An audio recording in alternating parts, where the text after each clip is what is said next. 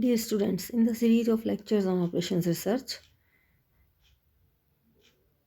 we are studying integer programming problem.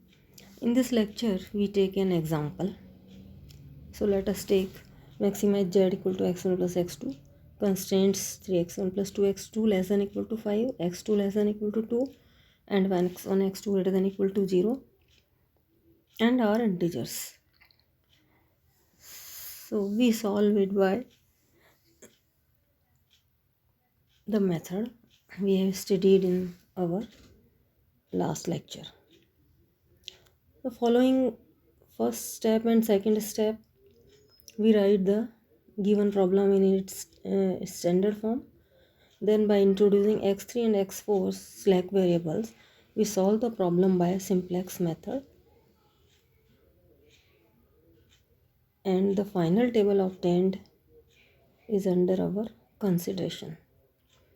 We see here the problem is that of maximization. Constraints are less than equal to. So we introduce x3 and x4 slack variables and then solve it by simplex method. So this is the final table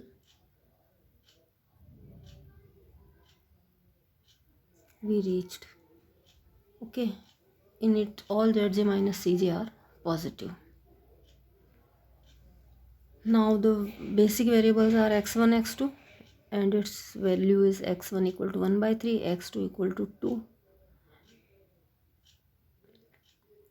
So optimality condition is obtained, but the value of variable x1 is not integer. So we have to change it. So by Gomori method, we write the Gomori constraint.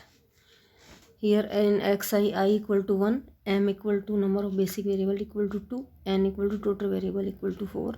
So we write minus sigma fij xj less than equal to minus fbi, or j equal to 3 to 4, f1j xj I equal to, since I equal to 1, less than equal to minus fb1, or minus f13 x3 minus f14 x4 less than equal to minus fbi. We give it number 1. From final table we have fb1 equal to 1 by 3, that is integral part of x1.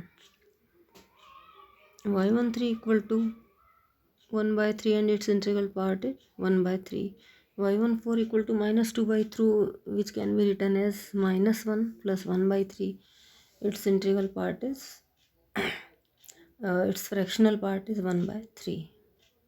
f13 equal to 1 by 3, f14 equal to 1 by 3.